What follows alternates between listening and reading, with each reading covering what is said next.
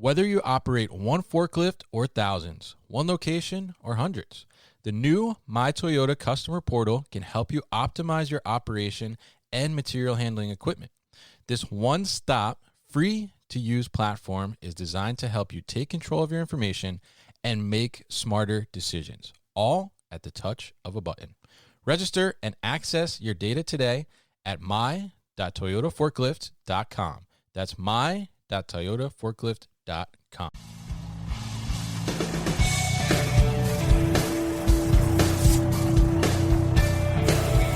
The New Warehouse Podcast, hosted by Kevin Lawton, is your source for insights and ideas from the distribution, transportation, and logistics industry.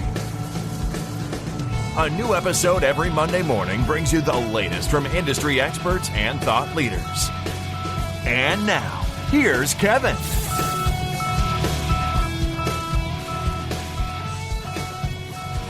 Hey, it's Kevin with the New Warehouse Podcast, and I am here at a fully automated micro-fulfillment center, part of Fabric's offering, and a demo site for them here in the heart of Brooklyn, New York, and definitely an unsuspecting place, I'll say, from the outside. As I walked in, just a little door that said Fabric, and you walk in and you see all this amazing automation going on with their technology here that they've built out. And I'm joined with Jonathan Morav. He is the VP of Sales for Fabric, and we're going to talk a little bit about Fabric, micro-fulfillment, and the technology itself today. So, Jonathan, thanks for welcoming me in, and thanks for coming on the show as well. Thanks for visiting us, Kevin. Thanks for having me. Appreciate it. Definitely. So very interesting stuff here. And obviously we are in a small space. We are in, I think you told me it's about 7,000 square feet that the automation lives in, right? We're pumping out a lot of serious volume. But I guess before we dive into all the details behind that and get into kind of some of the technology around that,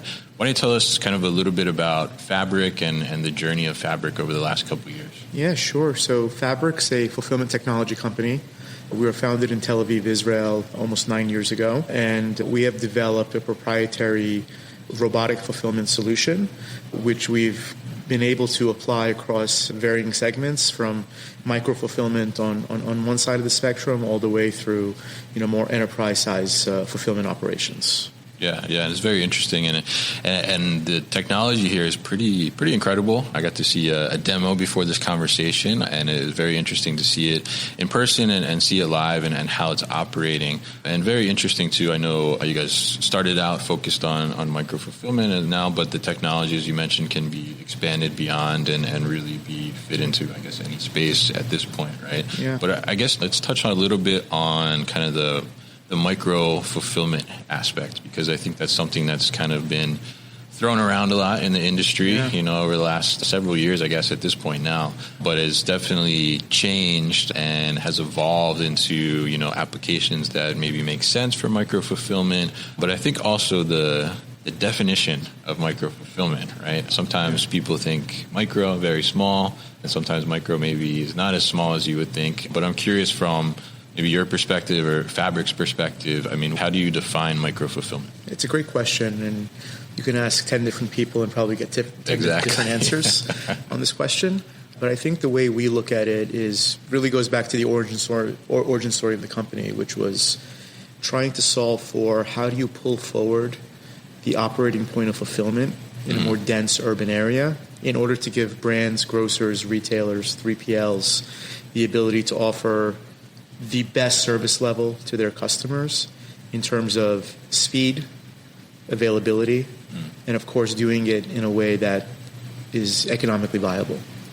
And so for us, the story of micro-fulfillment was always one of how do you deploy a system like this in a very dense urban area in order to unlock, on-demand same-day deliveries.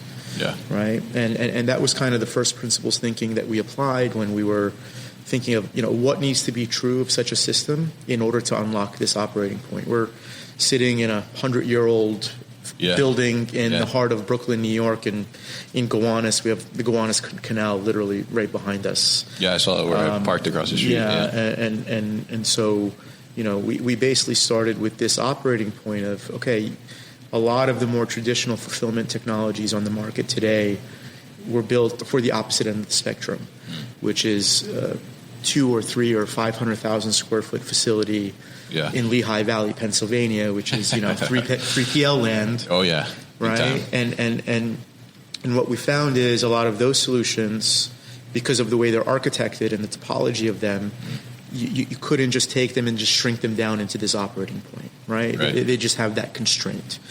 And so we went ahead and we built a solution from the ground up that allowed for the maximum flexibility, allowing us to utilize what we would call like irregular spaces, right? Spaces that you typically would not support such an operating point, such as the one that we're sitting in today, but also being a system that has the ability to drive what we call very high UPSF, right, which is throughput per footprint. So, you have to be able to do a meaningful amount of volume out of these types of facilities, in order to make the operating point a viable one. And so those combination of factors are kind of what led us to this. Is how we think of micro fulfillment.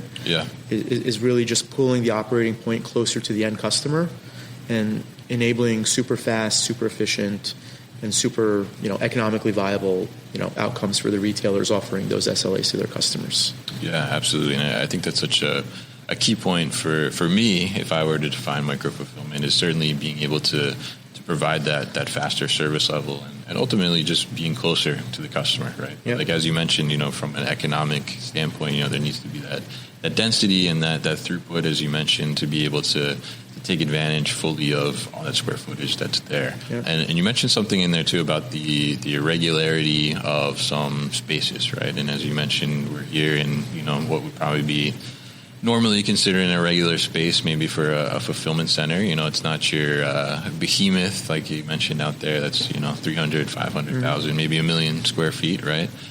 So tell us a little bit about, I guess, as the technology was being developed and is continuing to be developed, how important is it to continue to have that flexibility in the technology for fabric to be able to apply to some of those irregular applications? Yeah, flexibility is key. So when you start thinking about deploying in more dense urban areas, a couple of things start to become pretty apparent pretty quickly. Yeah. The spaces are just much smaller. Right. Yeah. Right. So your topology, your system architecture and topology need to take that into account. You can't be very fixed in how you think about your topology. Right. You can't have a rigid structure that has no modularity to it, because there's no way you can scale across many facilities because there are only so many facilities that can match the profile of something that a fixed architecture would allow. Right. Yeah. The second is just real estate is just much more expensive. Yeah, absolutely. Right? And you need to be able to utilize every square foot of that and maximize the amount of, output you can gain from that facility. Obviously, the cube-based, solutions on the market, take advantage of the vertical height, right, and that just allows for a maximum amount of, density, and again, throughput and output. And lastly, it's kind of the flexibility with which you can design the operation around the cube. So a lot of people have this conception that you just get robots and you become more efficient magically. Yeah, all of a sudden you're winning. They just do everything for you, right?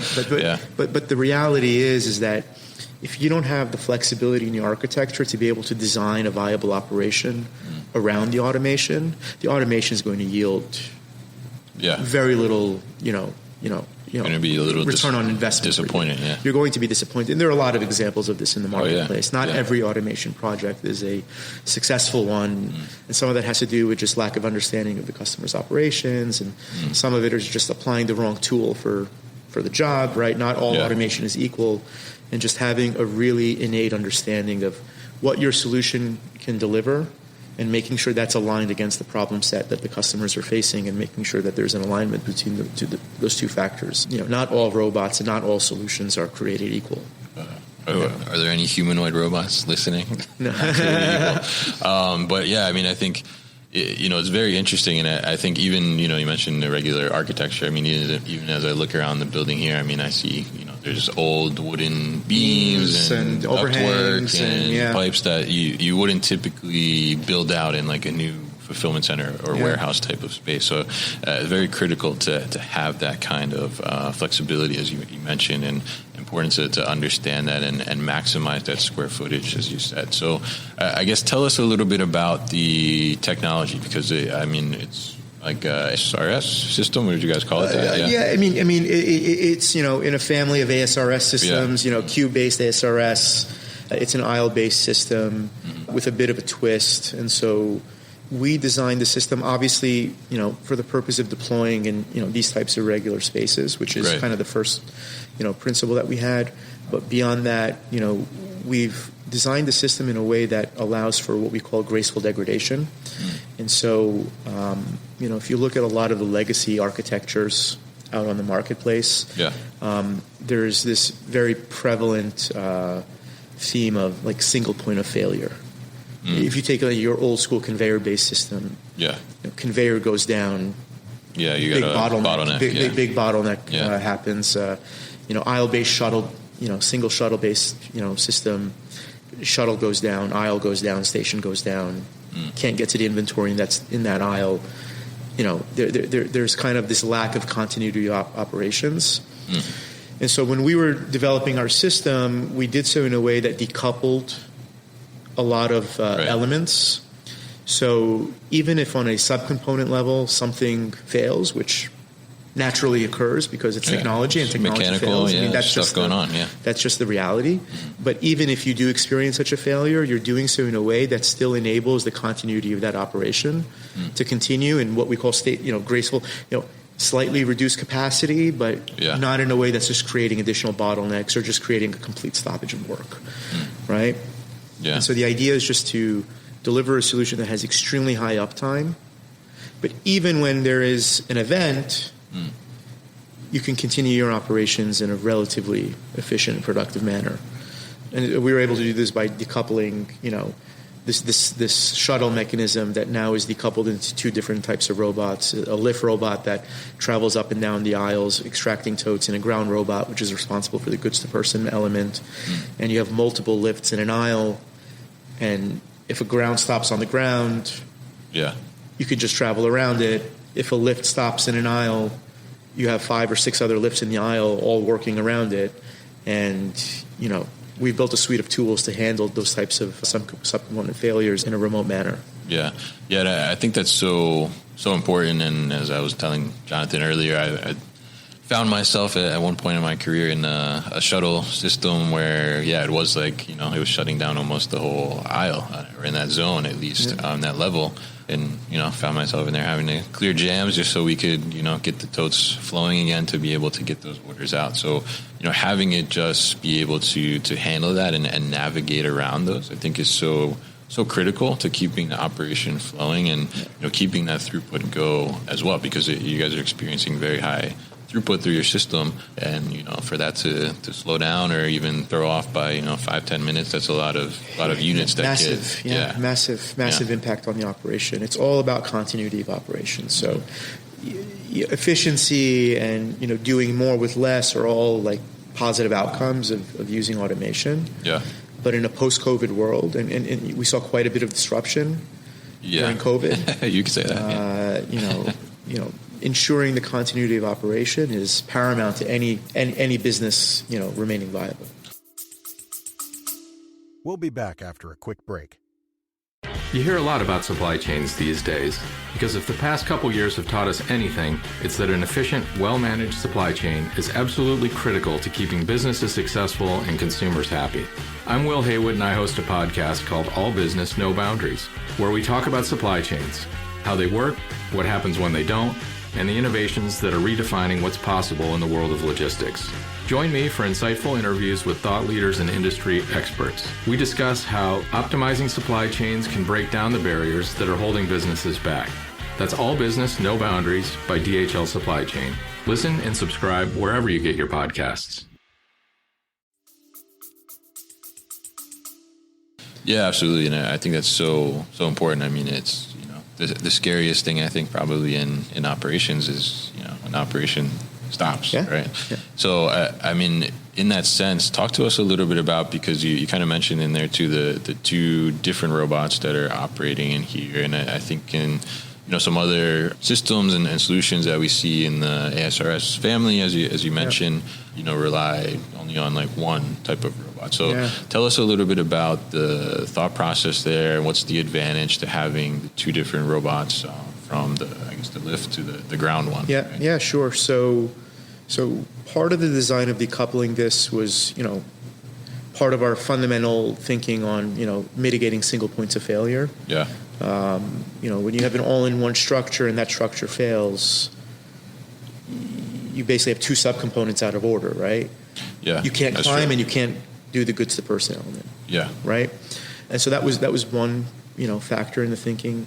The second one was kind of an unintentional byproduct, but when you're designing an all-in-one system, if you look at the two actions that you're designing that system for, the first one climbing and extracting totes from the cube, right, and then the second being the goods to person element, you find out pretty quickly, or you realize pretty quickly, that those two actions are fundamentally different in their complexity.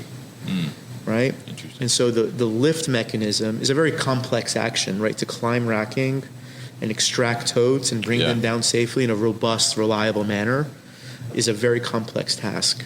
Whereas the goods to person element is actually a very, very simple task. You have Roombas operating in people's living rooms today, going from point to point, in an intelligent way, right? Yeah. And so what we found pretty quickly is that we could actually drive down the cost of manufacturing. Okay. In ensuring that there's this simplicity in the goods to person, the ground robot element, which is very cheap, and reliable. I don't mean cheap in a not reliable way, but costs much less to manufacture. Yeah. And then you have a lot of the guts in the lift, which is the much more complex machine, and you could really just drive the overall cost of both units down pretty significantly. Whereas if you just combine them in two, it becomes a much more complex machine. That added complexity comes with significantly more incremental costs associated with it.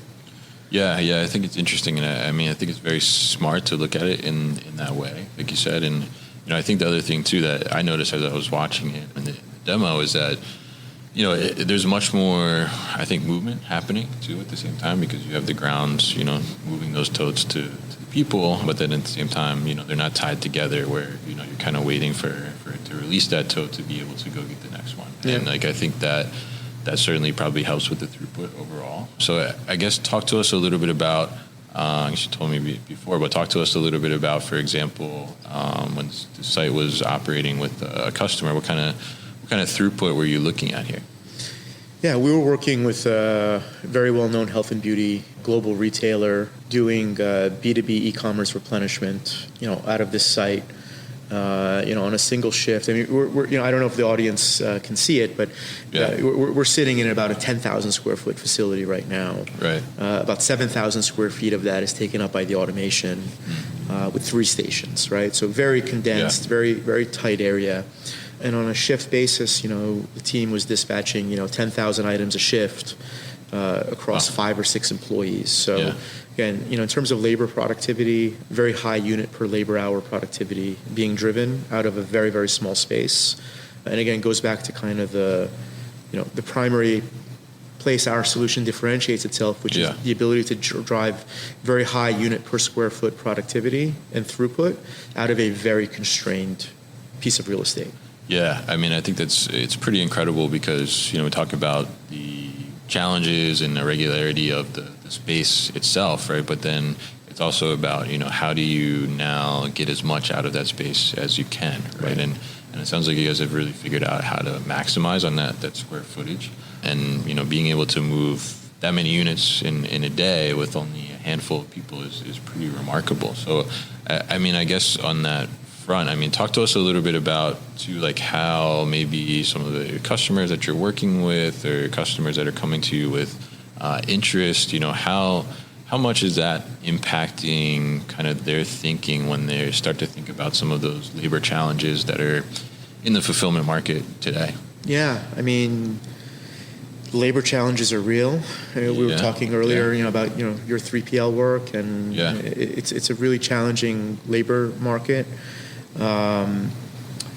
It's not so much that solutions like this are replacing labor, so much as they're doing or filling jobs that otherwise would go unfilled.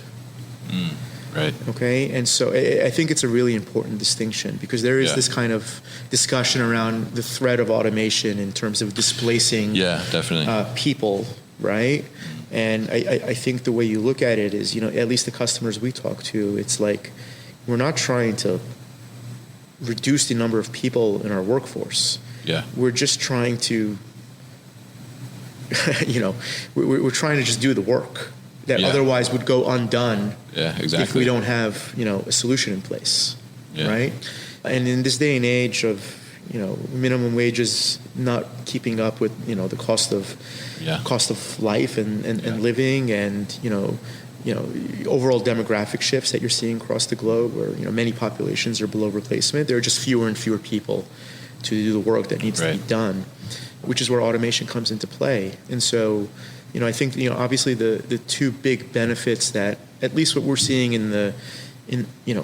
across most retailers is, you're helping us be more efficient in terms of like the number of people we operate with, and you're helping us be more efficient with the space that we have, right? We can get much more out of a given piece of real estate than we would in a more manual operating point. And then the third one's just the most important, which is you're allowing the business to keep up with the organic growth that it's experiencing. Because if you look at e-commerce growth, it's just going to continue to grow at a healthy rate, right? I mean, you're seeing this migration to digital. So, you could only imagine 10 or 20 years from now just how complex. In a world where almost everything that's being purchased is being purchased online and needs to be delivered. This is only going to become more and more of a challenge, and automation is going to play a significant role in that transition. Yeah, absolutely, and I think it's so interesting to see, to me, because you look at like the younger generation, right? I guess like Gen Z, right, is what we're calling them now, and they're coming in, and they're having such a impact and influence on driving a lot of this e-commerce volume, right? But at the same time, like, do they want to come and work in a warehouse and do those types of things? Yeah, I mean, Not these really. days there are just much easier ways to make, $15 or $20 an hour, right? I mean, it's just not that appealing. Is the truth of the matter. And the flexibility of gig economy and all that stuff like that. That rigidness is not something they want to do. So, I mean, I think it's a very good point that you have there about, automation not necessarily coming and replacing workforce, right? It's just putting tasks or automation in place to be able to take those jobs that people don't really want anymore. Right? There's no desire. So it's very interesting there. And for the folks who are working in the warehouse that's being automated, it's actually an opportunity for them to upskill and focus on, much higher value producing work. Than just walking around and, lifting heavy things all day. We're seeing scenarios where some of them can be trained to, operate technical solutions like the one sitting behind us, and it even gives them an opportunity to get exposed to something new technology, upskill themselves, and maybe give themselves a new kind of path. So I think it's an interesting win-win. Yeah, definitely. And I think it's cooler to go home and tell your kids you work with a robot instead of telling them that you just put boxes on a pallet.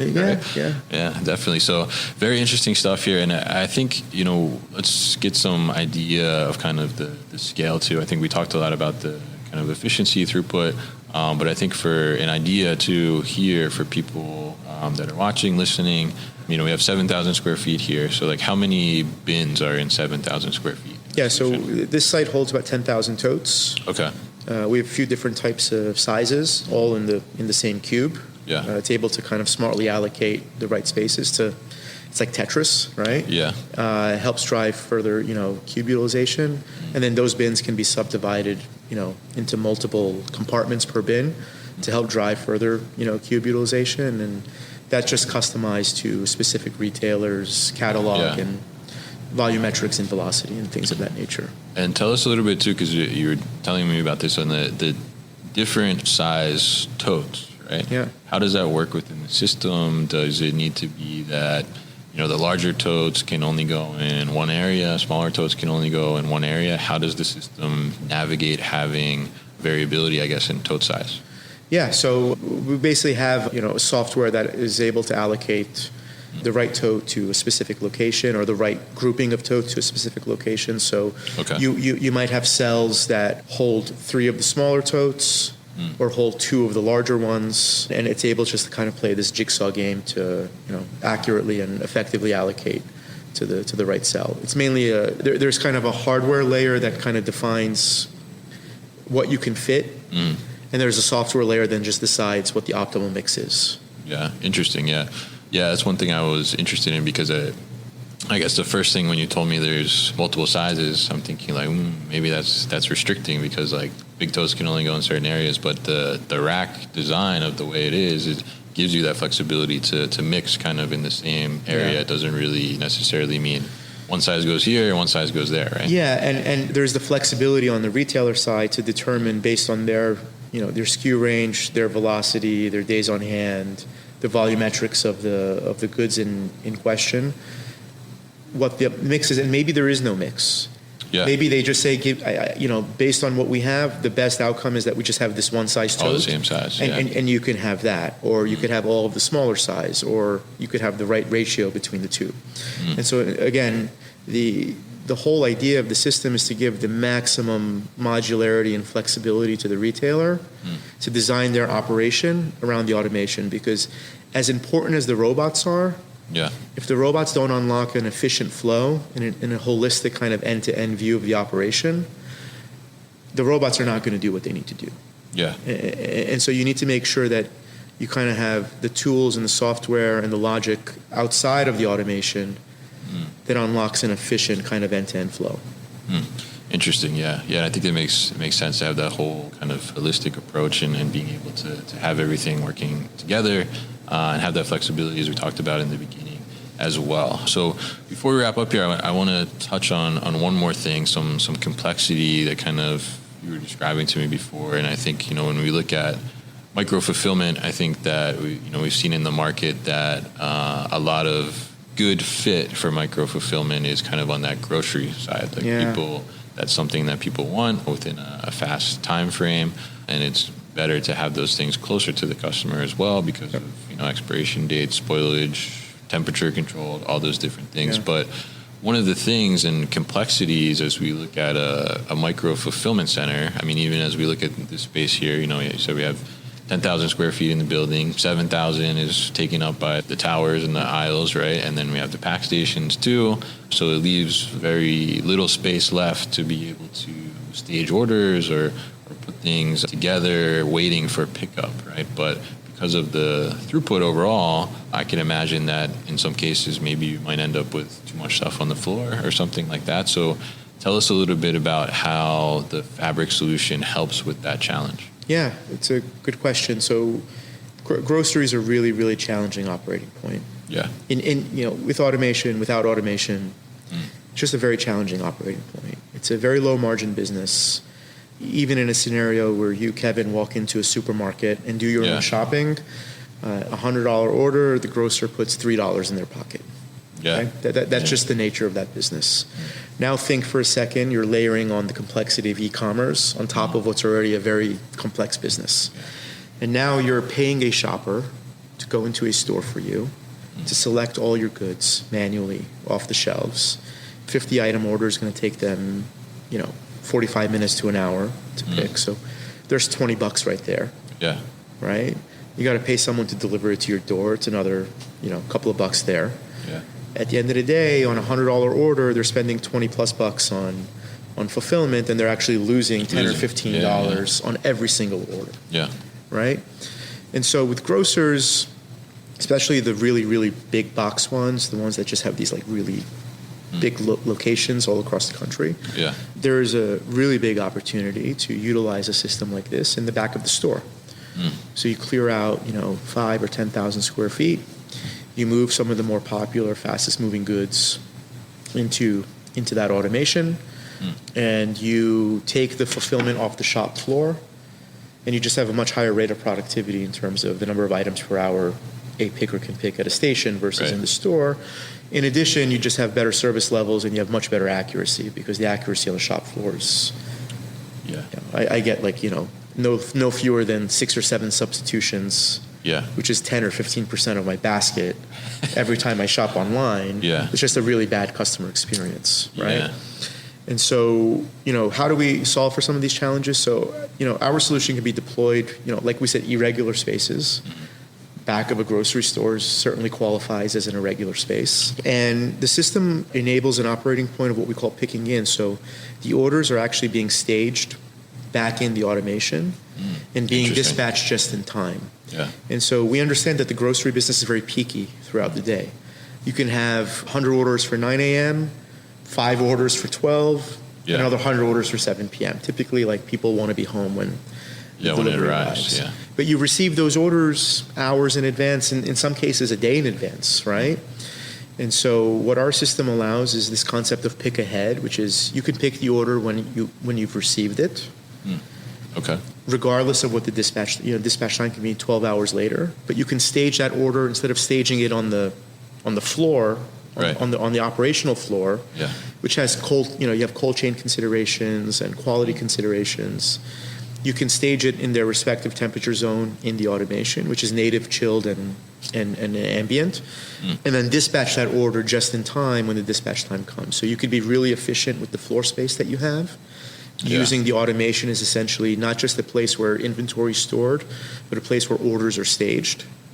And then the system will smartly dispatch those orders in a sequenced way when the time of dispatch comes.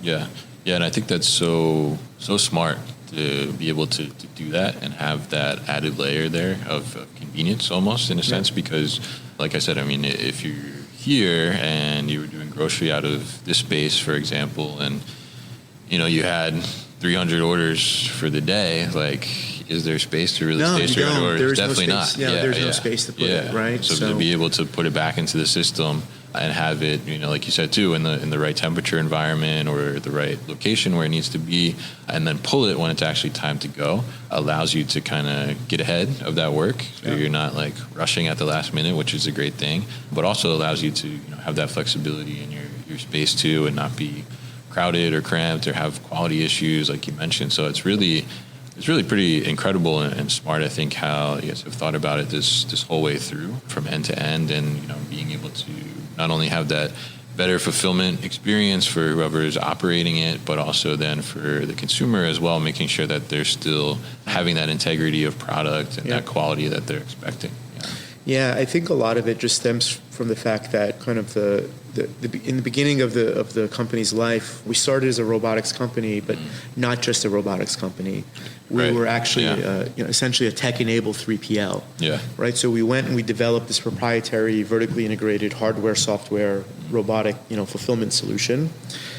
And then instead of just going to the market and selling it to other people and saying, have at it, we actually took our own money, built our own fulfillment centers, deployed our own technology on those fulfillment centers, and then operated those fulfillment centers on behalf of retail partners.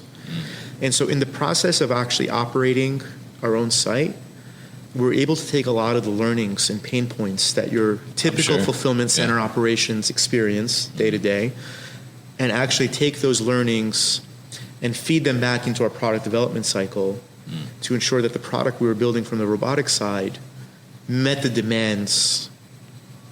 We were our first known customer. Yeah, that's true. Right? Yeah. And so in the process of doing that, we're able to really just educate ourselves on the market. We're able to understand our customers in a way that many other robotic solution providers on the market just don't. And I think ultimately puts us in a really good place now as a company that no longer does kind of this 3PL fulfillment as a service. Now we're a technology solution provider, but we're a technology solution provider that has a very, very deep understanding of the operational considerations our customers have. And when we start a process with these customers, they're kind of like surprised by, how deeply we understand, how deeply we understand and how we can be thought partners with them in the process of not just designing a system, but designing an operation. With the system with the system inside of it, right? And so it goes far beyond the robots and more has an end-to-end holistic view of, from the time the inventory comes in to the time the inventory leaves the building, and everything that happens in between. The robots are here to enable productivity and space efficiency and unlock business value. But there is a whole operation around that we take a very, very close look at in partnership with our customers. Yeah, and I love that so much. I mean, I think it's such a great thing that you guys took that and had that experience to be able to really understand the business, basically, in the market, as you said, and understand those complexities and challenges that might arise, in your own terms first before, it comes up with a customer, and, those questions start to arise. And I think it's such a great thing. And, it shows, talk about the solution, and I've seen the solution working here. I mean, definitely shows that you've had that experience and you've developed a solution that can really handle a lot of those things. So it's a very interesting solution here, and definitely very cool to see it live in person. So, I mean, Jonathan, I want to thank you for inviting me in and having me come here and check out the Fabric solution here in Brooklyn. If people are interested in learning more about Fabric, what's the best way to do that? Yeah, you can go to our website, www.getfabric.com, getfabric.com, and take a look. There's a contact us page, and you could reach out. You could reach out to me via LinkedIn, or if you'd like to learn more about the solution and the company. All right, great. Thanks for having me today. Really appreciate it. Yeah, definitely. Well, thanks for having me. Yeah. And I got to ask, too, I guess, before we close out, I mean, Fabric, where does the name come from? It's a really, really good question. So we were actually founded under a different name. So the first name of the company was Common Sense Robotics. Okay. And then we started our kind of transition to the U.S. market. And I think where it came from is that we wanted to be the kind of the fabric of the supply chain. It was kind of the It was kind of the thinking of the name, and that's how we kind of landed on that name. Oh wow! Yeah. Okay. Interesting. Yeah.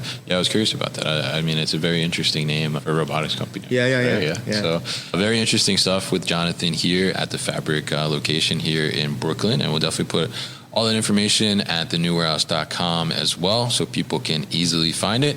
So, thank you once again to the Fabric team for having me on site today.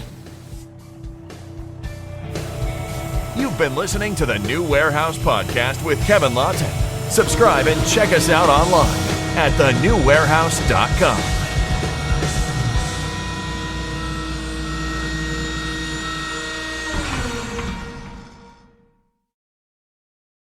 Thank you for listening to this episode. If you want more content from the New Warehouse, check out our new video series called All Hands on LinkedIn. Just search for the New Warehouse on LinkedIn and follow along.